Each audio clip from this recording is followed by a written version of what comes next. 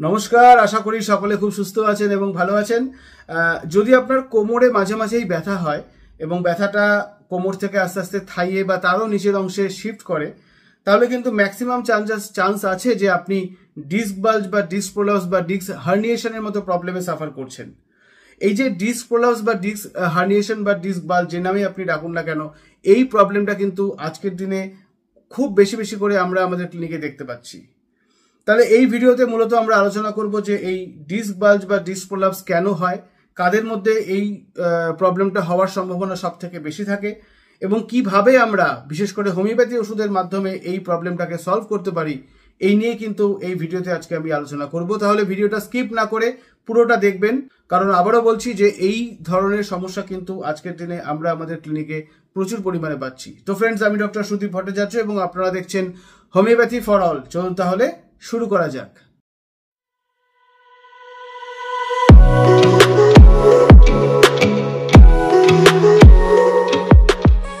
দেখুন, এই যে আমাদের যে মেরুদণ্ড রয়েছে বা ভার্টিব্রাল কলাম রয়েছে, এখানে না অনেকগুলো হাড় রয়েছে। মোট 33খানা হাড় রয়েছে, যে হাড়গুলোকে আমরা ভার্টিব্রা বলি বা বাংলায় আমরা কশেরুকাও বলে থাকি। এই হাড়গুলোর মাঝখানে কি থাকে না, হাড়গুলো একটার সাথে একটা জুড়ে থাকে না, গ্যাপ থাকে মাঝখানে। এবং গ্যাপ থাকার জন্যই কিন্তু আমরা বিভিন্ন মুভমেন্টগুলো করতে পারছি। এই যে ফরওয়ার্ড মুভমেন্ট করছি, সামনের দিকে ঝুঁকছি, পেছন দিকে হেলছি, দু সাইডে মুভমেন্ট করছি, এগুলো করতে পারছি এই কারণেই যে আমাদের ভার্টিব্রার যে হাড়গুলো একটার সাথে একটা জুড়ে নেই। এবং এই যে দুটো হাড়ের মাঝখানে এক ধরনের কুশনের মতো একটা জিনিস থাকে, যে জিনিসটাকে আমরা বলি ইন্টার ভার্টিব্রাল ডিস্ক। এবং এই ইন্টার ভার্টিব্রাল ডিস্কের যে স্ট্রাকচারটা, তার ঠিক মাঝখানে থাকে একটা অপেক্ষাকৃত নরম একটু জেলির মতো একটা অংশ, যেটাকে আমরা নিউক্লিয়াস বলি। এবং তার চারিধারে একটু টাফার, একটু রাবারি টাইপের একটা অংশ থাকে, যেটা অংশটাকে আমরা বলি অ্যানুলার পার্ট। এবার কোনো কারণে যদি ওই অ্যানুলার পার্টের মধ্যে একটা টিয়ার তৈরি হয়, সেটা বিভিন্ন কারণে হতে পারে, সে কারণগুলো নিয়ে আমি অবশ্যই একটু পরে আলোচনা করব। তখন কি হয়, ওই টিয়ারের মধ্য দিয়ে, টিয়ার বা ওই যে একটা ক্র্যাক তৈরি হচ্ছে, তার মধ্য দিয়ে ওই বালবাস যে নিউক্লিয়াসটা থাকে মাঝখানের, যে অপেক্ষাকৃত নরম জেলির মতো যে নিউক্লিয়াসটা থাকে, সেটি কিন্তু ওই ক্র্যাকের মধ্য দিয়ে বাইরের দিকে বেরিয়ে আসে। এই যে বাইরের দিকে বেরিয়ে আসছে, এই কন্ডিশনটাকেই আমরা ডিস্ক বাল্জ বা ডিস্ক প্রোলাপস বলে অভিহিত করে থাকি। এবং এর ফলে কি হয় না, যখনই ওই অংশটা বাইরের দিকে বেরিয়ে আসলো, ওই অংশে প্রচুর পরিমাণে নার্ভ থাকে। কারণ আমরা জানি আমাদের যে স্পাইনাল কর্ড, সেই স্পাইনাল কর্ডের থেকে প্রচুর নার্ভ নির্গত হয়। এবং ওই নার্ভগুলোর ওই অংশে কি হয় না, তখন একটা কম্প্রেশন বা ইরিটেশন তৈরি হয়। এবং এর ফলে ওই অংশ এবং ওই যে নার্ভটা যে অংশে সাপ্লাই করছে, সেই পুরো অংশগুলোতে কিন্তু একটা ব্যথা বা পেইন ফিল হয়। এবং আজকে আমরা আলোচনাটা মূলত করব যে আমাদের যে লাম্বার এবং স্যাক্রাল, অর্থাৎ আমাদের কোমরের যে অংশে, সেই অংশে যদি ডিস্ক বাল্জ বা ডিস্ক প্রোলাপস হয়, তাহলে আমাদের কি কি সিমটম হয়। এবং ওই অংশে যেহেতু মেনলি যে নার্ভটা নির্গত হয়, সেই নার্ভটির নাম হচ্ছে সায়াটিক নার্ভ। এবং সায়াটিক নার্ভ নির্গত হয়ে কি হয় না, আমাদের পায়ের দিকে সাপ্লাই করে। তাই কোমরে অর্থাৎ লাম্বার এবং স্যাক্রাল এই পোর্শনে যদি কোনোভাবে ডিস্ক বাল্জ বা ডিস্ক প্রোলাপস হয়ে থাকে, তখন কি হয় না, সায়াটিক নার্ভের মধ্যে একটা কম্প্রেশন বা ইরিটেশন তৈরি হয়। এবং ধীরে ধীরে কি হয় না, এই সায়াটিক নার্ভ জুড়ে কিন্তু পুরো পায়ে একটা ব্যথা থাকে, ব্যথা অনুভব হয়। এবং এই যে সমস্যাটা, এই সমস্যাটাকে আমরা তখন বলে থাকি সায়াটিকা। তাহলে এই যে ডিস্ক বাল্জ বা ডিস্ক প্রোলাপস কাদের মধ্যে হওয়ার সম্ভাবনা সব থেকে বেশি? মূলত আমরা দেখেছি যারা ধরুন সামনের দিকে ঝুঁকে খুব হেভি ওয়েট ক্যারি করছেন, হেভি ওয়েট নিয়ে কাজ করছেন, তাদের মধ্যে কিন্তু সব থেকে বেশি আমরা এই ডিস্ক বাল্জ বা ডিস্ক প্রোলাপসের সম্ভাবনা দেখে থাকি। যারা ধরুন লেবারের কাজ করেন, অর্থাৎ যারা মাটি কাটছেন বা ধরুন কোনো মার্কেট এরিয়াতে কোনো মালপত্র লোডিং আনলোডিং এর কাজ করছেন, তাদের প্রচন্ড ভারী জিনিস তাদেরকে ক্যারি করতে হয়। বা যারা ধরুন এই যে মিস্ত্রি কাজ করছেন, ভারী জিনিস মাথায় নিয়ে তারা হয়তো একতলা থেকে দোতলায় উঠছেন, এর ফলে কি হচ্ছে, ওই লোয়ার পোর্শনে প্রচন্ড, অর্থাৎ আপনার লাম্বার এবং স্যাক্রাল অংশে প্রচন্ড একটা প্রেশার তৈরি হচ্ছে এবং সেখান থেকে কিন্তু এই ডিস্ক বাল্জের মতো সমস্যা তাদের তৈরি হতে পারে। এছাড়া যারা ধরুন দীর্ঘক্ষণ ধরে বসে সামনের দিকে ঝুঁকে কাজ করছেন, বিশেষ করে যারা আইটি প্রফেশনে রয়েছেন, তারা কিন্তু আমরা দেখি যে 8 ঘন্টা 10 ঘন্টা ধরে তারা কম্পিউটার বা ল্যাপটপ নিয়ে কাজ করে যাচ্ছেন। এর ফলেও কিন্তু তাদের ডিস্ক বাল্জ বা ডিস্ক প্রোলাপসের মতো সমস্যা তৈরি হয়। এবং আমরা কিন্তু আমাদের ক্লিনিকে প্রায়শই এরকম পেশেন্ট পাই, যারা বলেন যে ডাক্তারবাবু, আমি আইটি প্রফেশনে রয়েছি, আমাকে দীর্ঘক্ষণ ল্যাপটপ নিয়ে বসে থাকতে হয়, নিয়ে কাজ করতে হয়, এবং আস্তে আস্তে কি হচ্ছে না, একটা কোমরে ব্যথা হচ্ছে, মাঝে মাঝে ব্যথাটা পায়ের দিকে শিফট করছে, তখন আমরা বুঝে যাই যে না, এই পেশেন্টের কিন্তু অবশ্যই ডিস্ক বাল্জ বা ডিস্ক প্রলাপসের মতো সমস্যা হচ্ছে। এছাড়া যারা ড্রাইভিং প্রফেশনে রয়েছেন, তারা দীর্ঘক্ষণ ধরে ড্রাইভ করছেন, সামনে ঈশ্বর ঝুঁকে 8 ঘন্টা 10 ঘন্টা ড্রাইভ করছেন, যারা ধরুন বড় বড় ট্রাক চালাচ্ছেন, লরি চালাচ্ছেন, বা যারা প্রফেশনাল ড্রাইভার, তারা প্রতিদিনই দেখা যাচ্ছে যে 8 ঘন্টা 10 ঘন্টা করে ড্রাইভ করছেন, তাদের মধ্যেও কিন্তু এই সমস্যাটা হওয়ার সম্ভাবনা খুব বেশি থাকে। এছাড়া যারা বাড়ির মহিলারা কি করেন না, সারাদিনই কোনো না কোনো কাজ তারা হয়তো করছেন, তারা রান্না করছেন, রান্না করার পরে তারা হয়তো আনাজপত্র কাটছেন, তারপরে হয়তো ঘরদোর মোছামুছির কাজ করছেন, ঝাড় দিচ্ছেন ঘরদোর, বা জামা কাপড় কাচ্ছেন। এই যে কাজগুলো করছেন, এর ফলে তাদেরকে কি করতে হচ্ছে, তাদেরকে সামনের দিকে বেন্ড হতে হচ্ছে, ভারী জিনিস তারা হয়তো বালতি তুলছেন, এর ফলে তাদের মধ্যেও কিন্তু এই ডিস্ক বাল্জ বা ডিস্ক প্রলাপসের মতো সমস্যা তৈরি হতে পারে। তাহলে এই যে ডিস্ক প্রলাপস বা ডিস্ক বাল্জ হলে কি কি সিমটম জেনারেলি দেখা যায়, বা কি কি সিমটম নিয়ে জেনারেলি পেশেন্ট আমাদের কাছে আসেন, চলুন আমরা একটু ছোট করে জেনে নিই। যেহেতু আমাদের আলোচনাটা আজকে আমরা মূলত লাম্বার এবং স্যাক্রাল, অর্থাৎ L3 L4 বা L4 L5 বা L5 S1, এই যে অংশটা, অর্থাৎ লাম্বার এবং স্যাক্রাল ভার্টিব্রার মধ্যে যে ডিস্ক আছে, সেই ডিস্কগুলো যদি কোনোভাবে প্রলাপস হয়, তাহলে যে সিমটমগুলো তৈরি হয় সেটা নিয়ে আলোচনা করছি। তাই জন্য মূলত আমরা দেখি যে বেশিরভাগ পেশেন্ট আমাদের কাছে এসে বলেন যে ডাক্তারবাবু, কোমরে একটা ব্যথা হচ্ছে বা হিপ বোনের কাছে একটা ব্যথা হচ্ছে, এবং মাঝে মাঝে যখন আমরা তাদের জিজ্ঞেস করি যে আপনাদের এই ব্যথাটা কি ওখানেই লোকালাইজ থাকে নাকি মাঝে মাঝে পায়ের দিকে শিফট করে, অনেকে বলেন যে না, ওখানেই মোটামুটি লোকালাইজ থাকে, তবে ব্যথাটা যখন খুব তীব্র হয় তখন কি হয় না, আস্তে আস্তে থাইগুলো যেন ধরে আসে, থাইয়ের কাছে একটা ব্যথা হয়, একটা অস্বস্তি হয়। এবং অনেকে যাদের ধরুন এই ডিস্ক বাল্জ বা ডিস্ক প্রলাপসটা অনেকটা প্রগ্রেস করে গেছে, তারা বলেন যে শুধু ওখানে যে ব্যথা হচ্ছে তাই নয়, ব্যথাটা পুরো একদম কোমর থেকে শুরু করে পায়ের পাতা পর্যন্ত তীব্র একটা ব্যথা হচ্ছে। এবং শুধু ব্যথা যে হচ্ছে তাই নয়, তারা বলেন যে একটা ইলেকট্রিক শক লাগলে যেরকম একটা শুটিং পেন হয়, ঠিক ওরকম শুটিং পেন হচ্ছে। তারা যখন দীর্ঘক্ষণ দাঁড়িয়ে থাকছেন বা কাজ করছেন, তারপরেই দেখা যাচ্ছে যে ব্যথাটা এত তীব্র হচ্ছে তারা সহ্য করতে পারছেন না। এর সাথে সাথে আর কি হয়, নামনেস থাকতে পারে, অর্থাৎ পুরো পা জুড়েই যেন একটা অবশ ভাব। যখন তারা হাঁটছেন, যখন তারা কাজকর্ম করছেন, দেখা যাচ্ছে ব্যথা হচ্ছে, ব্যথা হতে হতে এত তীব্র ব্যথা হয়েছে যে পা দুটো পুরো অবশ হয়ে গেছে। এবং শুধু তাই নয়, এছাড়া আরেকটা সিমটম তারা আমাদেরকে বলেন যে উইকনেস, দুটো পাই যেন প্রচন্ড উইক লাগছে, ঠিক মতো হাঁটতে পারছি না, অনেকক্ষণ বসে থাকলে উঠতে গেলে মনে হচ্ছে যেন পাগুলো ধরে যাচ্ছে, আর বোধহয় হাঁটতে পারবো না, হয়তো 5 মিনিট 7 মিনিট হাঁটার পরেই মনে হচ্ছে যেন একটু বসে পড়ি, এত উইক লাগছে, বিশেষ করে লোয়ার পোর্শনটাতে। মূলত এই ধরনের, অর্থাৎ পেইন, নামনেস এবং উইকনেস, এই ধরনের সমস্যা নিয়েই কিন্তু পেশেন্ট আমাদের কাছে আসেন এবং তারা সলিউশন চেয়ে থাকেন। তাহলে চলুন এরপরে আমরা জেনে নিই যে এই যে সমস্যাগুলো, অর্থাৎ ডিস্ক বাল্জ বা ডিস্ক প্রলাপস এবং তার থেকে তৈরি হওয়া যে বিভিন্ন সিমটমগুলো, এর কি সত্যিই কোনো সমাধান আছে হোমিওপ্যাথিতে? দেখুন, সমাধান অবশ্যই আছে, তবে একটা জিনিস মনে রাখবেন যে আপনি যে ওষুধই খান না কেন, অর্থাৎ আপনি হোমিওপ্যাথি ওষুধ খান বা অন্য কোনো সিস্টেমের ওষুধ খান, আপনাকে কিছু কিছু কিন্তু পশ্চারাল চেঞ্জ করতেই হবে। আমি মূলত যখন আমার পেশেন্টকে বলি, যে ফিডব্যাকটা আমি পাই একটু ছোট করে বলে দিই। যখন কোনো মহিলাকে বলি, দেখুন আপনি কিন্তু মেঝেতে বসতে পারবেন না, কারণ যখন আপনি মেঝেতে বসছেন বা উঠছেন তখন কিন্তু আপনার লোয়ার পোর্শনে, বিশেষ করে ব্যাক যে পোর্শনটা, আপনার যে কোমরের অংশে কিন্তু প্রচন্ড প্রেশার ক্রিয়েট হচ্ছে, এবং আপনি কিন্তু ফরওয়ার্ড বেন্ডিং, মানে বাড়িতে যে ঘর মোছা, ঘর ঝাড় দেওয়া, জামা কাপড় কাচা, এই কাজগুলো আপনাকে কিন্তু বন্ধ করতে হবে। তখন বেশিরভাগ যে অ্যান্সারটা আমি পাই সেটা হচ্ছে, ডাক্তারবাবু এগুলো না করলে হবে কি করে, কে করবে?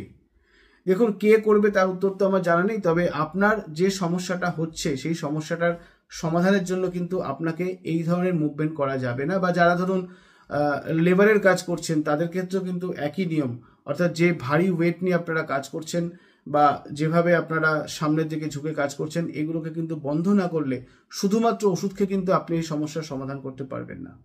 তাহলে চলুন এবার আমরা জেনে নিই যে হোমিওপ্যাথিতে কি কি ওষুধ আছে, যে ওষুধের মাধ্যমে আমরা কিন্তু এই ডিস্ক বাল্জ বা ডিস্ক প্রলাপস এবং তার থেকে তৈরি হওয়া যে বিভিন্ন সমস্যাগুলোকে সমাধান করতে পারি। প্রথম যে ওষুধটির কথা বলবো সেই ওষুধটির নাম হলো সিমফাইটাম 200। এই সিমফাইটাম 200 আমরা মূলত সে ধরনের পেশেন্টকেই দিই যাদের মধ্যে এই ভারী কোনো ওয়েট নিয়ে কাজ করা বা কোনো একটা ইনজুরি হওয়ার একটা হিস্ট্রি থাকে। বিশেষ করে যারা ধরুন ভারী কাজ করে তাদের কিন্তু কন্টিনিউয়াসলি ইনজুরি কিন্তু হতেই থাকছে। তো এইটাকে মাথায় রেখে কিন্তু আমরা তাদেরকে সিমফাইটাম 200 এই ওষুধটি প্রয়োগ করি।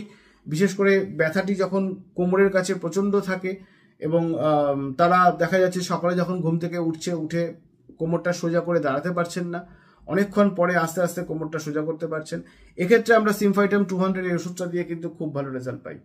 কিভাবে খেতে হয়? এই ওষুধটির 2 ফোঁটা 2 চামচ জলে মিশিয়ে যখন ব্যথা খুব তীব্র থাকে প্রথম থেকে আমরা দিনে 2 বার করে খেতে বলি। মোটামুটি 15 দিন এইভাবে খাবার পরে যদি দেখা যায় যে ব্যথাটা অনেকটা কমে এসছে, পেশেন্ট আগের থেকে অনেকটা বেটার ফিল করছেন, তাহলে এই একই ওষুধকে দিনে একবার করে আরও 15 দিন কি 20 দিন বা ম্যাক্সিমাম 1 মাস আমরা কন্টিনিউ করালে আমরা দেখেছি যে এই যে সিভিয়ার পেইন যেটি ডিস্ক বাল্জ বা ডিস্ক প্রলাপস থেকে তৈরি হচ্ছে সেটা কিন্তু অনেকটাই কমে আসে। এরপরে যে ওষুধটির কথা বলবো সেই ওষুধটির নাম হলো ব্রাউনিয়া 200। ব্রাউনিয়া 200 আমরা সেই ধরনের পেশেন্টকেই রিকমেন্ড করি বা প্রেসক্রাইব করি যারা এই ধরনের সিমটম বলেন যে ডাক্তারবাবু যতক্ষণ আমরা রেস্টে আছি, শুয়ে আছি বা বসে আছি তখন কিন্তু ব্যথা একদম নেই, যখনই হাঁটছি বা কোনো মুভমেন্ট করছি তখনই দেখা যাচ্ছে ব্যথা শুরু হচ্ছে এবং তীব্র ব্যথা হচ্ছে, কোমরের কাছটা ধরে থাকছে এবং ব্যথাটা কিন্তু আস্তে আস্তে কোমর থেকে থাই বা তার নিচের অংশে চলে আসছে। সেক্ষেত্রে আমরা ব্রাউনিয়া 200 এই ওষুধটি দিয়ে কিন্তু খুব ভালো রেজাল্ট পাই। কিভাবে খেতে হয়? এই ওষুধটিরও 2 ফোঁটা 2 চামচ জলে মিশিয়ে প্রথম থেকে আমরা পেশেন্টকে দিনে 2 বার করে খেতে বলি। মোটামুটি 20 দিন 25 দিন বা 1 মাস এভাবে খাবার পরে যদি দেখা যায় যে এই ব্যথাটা অনেকটা কমে এসছে, পেশেন্ট আগের থেকে অনেকটা বেটার ফিল করছেন, তাহলে এই একই ওষুধকে দিনে 1 বার করে আরও 1 থেকে 1.5 মাস, মোটামুটি 2-3 মাস কন্টিনিউ করালে আমরা দেখেছি যে এই যে সমস্যাগুলো কিন্তু অনেকটাই কমে আসে। এরপরে যে ওষুধটির কথা বলবো সেই ওষুধটির নাম হলো রাস্টক্স 30। এই ওষুধটি প্রয়োগের সময় আমরা যে সিমটমটা দেখি পেশেন্টদের মধ্যে সেটা হলো যে পেশেন্ট বলেন যে ততক্ষণ রেস্টে আছি তখনই ব্যথা বেশি হচ্ছে, বা রেস্ট থেকে যখন মুভমেন্টে যাচ্ছি তখন ব্যথা খুব মারাত্মক হচ্ছে। অর্থাৎ সকালে ঘুম থেকে ওঠার পরে দেখা যাচ্ছে যে প্রচণ্ড ব্যথা হচ্ছে, সোজা হয়ে দাঁড়াতে পারছেন না, কিন্তু কয়েক স্টেপ দেওয়ার পরে আস্তে আস্তে দেখা যাচ্ছে যে ব্যথাটা কমতে থাকছে। বা রাত্রে যখন ঘুমোতে যাচ্ছেন, ঘুমানোর সময় মারাত্মক ব্যথা হচ্ছে, ব্যথার জন্য ঘুমোতে পারছেন না, একবার এপাশ একবার ওপাশ করছেন, কখনো উঠে বসে পড়ছেন, এক্ষেত্রে কিন্তু আমরা রাস্টক্স 30 ওষুধটা প্রয়োগ করে খুব ভালো রেজাল্ট পাই। এছাড়া অনেক সময় পেশেন্ট আমাদের কাছে একটা স্প্রেনের হিস্ট্রি নিয়ে আসেন, বলেন যে হঠাৎ করে কাজ করতে করতে দেখা গেল যে একটা বালতি নিয়ে যাচ্ছিলাম, বা কেউ বলেন যে অনেকক্ষণ বসে থাকতে থাকতে হঠাৎ করে মনে হলো কোমরটা যেন একটু আড়ষ্ট হয়ে এলো, বা একটা কিরকম সাউন্ড হলো, বা মনে হলো যেন কোমরটা লক হয়ে গেল, যেন আর সোজা করতে পারছেন না। তখন আস্তে আস্তে একটু মালিশ করে বা একটু গরম সেক টেক দিয়ে টেম্পোরারি কমলো, কিন্তু তারপর থেকে এই তীব্র ব্যথাটা শুরু হলো। সেক্ষেত্রেও কিন্তু আমরা এই রাস্টক্স 30 ওষুধটি প্রয়োগ করে খুব ভালো রেজাল্ট পাই। এই ওষুধটির 2 ফোঁটা 2 চামচ জলে মিশিয়ে দিনে 2 বার করে প্রথম থেকে আমরা পেশেন্টকে খেতে বলি, বা খুব তীব্র ব্যথা থাকলে দিনে 3 বার করেও দেওয়া চলে। মোটামুটি 15-20 দিন এইভাবে খাবার পরে যদি দেখা যায় যে ব্যথাটা অনেকটা কমে এসছে, পেশেন্ট আগের থেকে অনেকটা বেটার ফিল করছেন, তাহলে এই একই ওষুধকে দিনে 2 বার বা 1 বার করে আরও 1 থেকে 1.5 মাস অর্থাৎ 2-3 মাস কন্টিনিউ করালে আমরা দেখেছি এই ধরনের যে পেইনগুলো হয়, যেগুলো খুব সিভিয়ার পেইন হয়, এগুলো কিন্তু অনেকটাই কমে আসে। এরপরে যে ওষুধটির কথা বলবো সেই ওষুধটির নাম হলো আর্নিকা মন্টানা 200। বিশেষ করে যাদের পুরাতন একটা ইনজুরির হিস্ট্রি থাকে, অনেক পেশেন্ট এসে বলেন যে ডাক্তারবাবু কোনো এক সময় পড়ে গেছিলাম, বিশেষ করে যখন আমরা জিজ্ঞাসা করি যে আপনার কখনো ইনজুরি হয়েছিল, কখনো পড়ে গেছিলেন বা আঘাত লেগেছিল, তারা কিন্তু বলেন যে হ্যাঁ, আজ থেকে 2 বছর আগে বা 3 বছর আগে আমি একবার পড়ে গেছিলাম, আমার একবার ইনজুরি হয়েছিল, কোমরে প্রচণ্ড লেগেছিল, তারপরে অনেকটা ঠিক হয়ে গেছিলাম, কিন্তু ইদানিং দেখা যাচ্ছে 2-3 মাস ধরে কোমরে প্রচণ্ড ব্যথা হচ্ছে এবং ব্যথাটা আস্তে আস্তে পায়ের দিকে শিফট করছে, এবং পরবর্তীকালে যখন আমরা তাকে এমআরআই করাই, এমআরআই স্ক্যান করে দেখা যায় যে তার ডিস্ক বাল্জ বা ডিস্ক হার্নিয়েশনের মতো সমস্যা তৈরি হয়েছে। সেক্ষেত্রে আমরা এই আর্নিকা 200 ওষুধটি প্রয়োগ করে খুব ভালো রেজাল্ট পাই। এই ওষুধটি কিন্তু আমরা প্রথম দিকে 2 ফোঁটা 2 চামচ জলে মিশিয়ে পেশেন্টকে 2 দিন অন্তর বা সপ্তাহে 2 থেকে 3 বার এইভাবে খেতে দিই। মোটামুটি 1 মাস এইভাবে খাবার পরে যদি দেখি যে ব্যথাটা অনেকটা কমে এসছে, পেশেন্ট আগের থেকে অনেকটা বেটার ফিল করছেন, তাহলে এই একই ওষুধকে সপ্তাহে 1 বার করে আরও হয়তো 1 মাস, তার পরবর্তীকালে 15 দিনে 1 বার, এইভাবে আরও 1 মাস, মোটামুটি 2 মাস বা 3 মাস বা 4 মাস কন্টিনিউ করালে আমরা দেখেছি যাদের এরকম পুরাতন ইনজুরির একটা হিস্ট্রি রয়েছে এবং তারপরে তাদের ডিস্ক বাল্জ এর মতো সমস্যা তৈরি হয়েছে, সেটা কিন্তু অনেকটাই আমরা কমিয়ে আনতে পারি। এরপরে যে ওষুধটির কথা বলবো সেটি কিন্তু যাদের দেখা যায় যে পুরো পা জুড়ে, অর্থাৎ কোমর থেকে শুরু করে থাই এবং তার নিচের অংশে একটা ইলেকট্রিক শকের মতো একটা শুটিং পেন হচ্ছে, মানে পেশেন্ট আমাদের কাছে এসে বলেনি যে ডাক্তারবাবু তীব্র ব্যথা, সেক্ষেত্রে কিন্তু আমরা এই ওষুধটি প্রয়োগ করে খুব ভালো রেজাল্ট পাই, যে ওষুধটির নাম হলো হাইপেরিকাম 200। কিভাবে খেতে দেই? যখন ব্যথাটা খুব তীব্র থাকে তখন এই ওষুধটির 2 ফোঁটা 2 চামচ জলে মিশিয়ে বা ডাইরেক্ট জিভে দিয়েও আমরা পেশেন্ট কারোর সময় খেতে বলি। প্রথম দিকে সারাদিনে 3 বার বা 4 বার করে খেতে বলি। মোটামুটি 1 সপ্তাহ এইভাবে খাবার পরে যদি দেখা যায় যে ব্যথাটা অনেকটা কমে এসছে, তাহলে এই একই ওষুধকে দিনে 2 বার করে আরও 1 থেকে 2 মাস কন্টিনিউ করালে আমরা দেখেছি এই যে সিভিয়ার পেন, বিশেষ করে যেখানে সায়াটিক নার্ভটা ইনভলভ রয়েছে, সায়াটিকের মতো পেন হচ্ছে এবং ডিসবালজের মতো সমস্যা রয়েছে, সেক্ষেত্রে কিন্তু আমরা পেশেন্টকে অনেকটাই রিলিফ দিতে পারি। এর পরের যে ওষুধটির কথা বলবো সেই ওষুধটির নাম হলো কোলোসিন্থ 200। এই ওষুধটি প্রয়োগের সময় আমরা যে সিমটমটার ওপর গুরুত্ব দেই সেই সিমটমটা অনেকটা এরকম, যে পেশেন্ট আমাদের বলেন যে তীব্র ব্যথা তো হচ্ছে, কিন্তু যখন আমরা বলি যে আপনারা কিসে রিলিফ পাচ্ছেন, ব্যথাটা কি করলে ব্যথাটা টেম্পোরারি হলেও রিলিফ হচ্ছে, বলছেন যে প্রেশার দিলে, খুব জোরে মাসাজ করলে, প্রচণ্ড জোরে মালিশ করলে কিন্তু এই ব্যথাটা অনেকটা কমে আসছে। সেক্ষেত্রে আমরা কোলোসিন 200 এই ওষুধটি প্রয়োগ করে খুব ভালো রেজাল্ট পাই। এই ওষুধটিও আমরা ওরকম হাইপেরিকামের মতো দিনে 3 বার বা 4 বার করে প্রথম দিকে পেশেন্টকে খেতে বলি, তার ব্যথার তীব্রতা অনুসারে। মোটামুটি 10 দিন বা 1 সপ্তাহ খাবার পরে যদি দেখা যায় ব্যথাটা অনেকটা কমে এসছে, পেশেন্ট আগের থেকে অনেকটা বেটার ফিল করছেন, তাহলে এই একই ওষুধকে দিনে 2 বার করে আরও হয়তো 15-20 দিন বা 1 মাস, পরবর্তীকালে দিনে 1 বার করে আরও 15-20 দিন বা 1 মাস, এভাবে 2-3 মাস কন্টিনিউ করালে আমরা দেখেছি এই যে সিভিয়ার পেন যেটা প্রেশারে বা মাসাজ করলে রিলিফ হচ্ছে, সেটা কিন্তু আমরা অনেকটাই কমিয়ে আনতে পারি। তাহলে মূলত এই যে হোমিওপ্যাথি ওষুধগুলো রয়েছে এগুলোর মাধ্যমেই কিন্তু আমরা ডিস্ক বাল্জ বা ডিস্ক প্রলাপসের মতো সমস্যাটাকে অনেকটাই রিকভারি করাতে পারি। কিন্তু যে কথাগুলো বললাম যে তার যে কারণে এই ডিস্ক বাল্জ বা ডিস্ক প্রলাপসের মতো সমস্যা হয়েছে সেই কারণগুলো কিন্তু এক্সক্লুড করতে হবে। অর্থাৎ আপনার যদি হ্যাবিট থাকে সামনের দিকে বেন্ড হয়ে কাজ করার, নিচু হয়ে ঝুঁকে কাজ করার, বা ভারী ওয়েট ক্যারি করার, বা দীর্ঘক্ষণ ধরে একই রকম পশ্চারে বসে কাজ করার, এটাকে কিন্তু আপনাকে চেঞ্জ করতে হবে। যদি চেঞ্জ করতে পারেন তাহলে সিমটম ওয়াইজ যদি প্রপার হোমিওপ্যাথিক ওষুধ খাওয়ানো যায় পেশেন্টকে, বা পেশেন্টকে রেকমেন্ড বা প্রেসক্রাইব করা যায়, এবং পেশেন্ট যদি সঠিকভাবে ওষুধটি খান, তাহলে আমরা কিন্তু এই ডিস্ক বাল্জ বা ডিস্ক প্রলাপসের মতো সমস্যাটাকে অনেকাংশে কমিয়ে আনতে পারি। লাস্টে একটা ছোট্ট এক্সাম্পল আমি দেই, যে আজ থেকে বেশ কিছু বছর আগে আমি একসময় এক জায়গায় প্র্যাকটিস করতাম, যেখানে একটি থার্মাল পাওয়ার প্ল্যান্ট ছিল আমার চেম্বারের কাছেই, এবং সেই থার্মাল পাওয়ার প্ল্যান্টের যে সমস্ত অ্যাশগুলো বেরোতো, অ্যাশগুলোকে গাড়িতে করে অন্য জায়গায় আবার পাঠানো হতো। এই কাজগুলো যারা করতো তাদের মধ্যে কিন্তু তারা যেহেতু অনেকক্ষণ ধরে, সারাদিন ধরে হয়তো 8 ঘন্টা 10 ঘন্টা ধরে ওই অ্যাশ তুলে লরিতে তুলছে, আবার পরের দিন একই কাজ করছে দীর্ঘদিন ধরে, তাই ওরকম একজন পেশেন্ট আমার কাছে এসেছিলেন।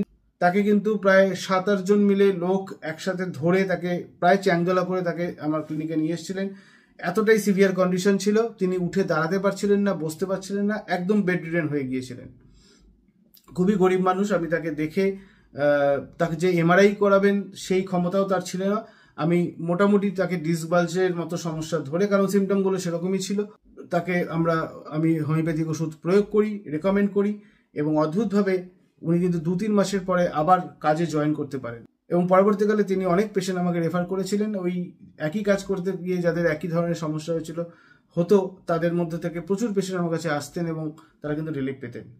তো আশা করি আপনাদের এই ভিডিওটি ভালো লেগেছে, এবং এই যে ডিস্ক বাল্জ বা ডিস্ক প্রলাপসের মতো সমস্যা কেন হয়, কিভাবে আমরা এখান থেকে মুক্তি পেতে পারি, হোমিওপ্যাথিক ওষুধ কি কি রয়েছে, এই সম্বন্ধে একটা কংক্রিট আইডিয়া আপনাদের তৈরি হয়েছে। যদি ভিডিওটি ভালো লাগে তাহলে অবশ্যই লাইক, শেয়ার এবং সাবস্ক্রাইব করবেন। আর এই নির্দিষ্ট টপিক সম্বন্ধে যদি নির্দিষ্ট কোনো কোশ্চেন আপনাদের থাকে সেই কোশ্চেনটি অবশ্যই আমাকে কমেন্ট বক্সে কমেন্ট করে জানাবেন। আর যদি নির্দিষ্ট কোনো টপিক সম্বন্ধে ভিডিও করার কোনো অনুরোধ থাকে সেটাকেও কিন্তু আপনি কমেন্ট বক্সে কমেন্ট করে আমাকে জানাতে পারেন। তাহলে আজ আপাতত এত অবধি। খুব শীঘ্রই দেখা হবে নতুন কোনো ভিডিওতে, নতুন কোনো টপিকস নিয়ে। সুস্থ থাকবেন, ভালো থাকবেন এবং আনন্দে থাকবেন। নমস্কার।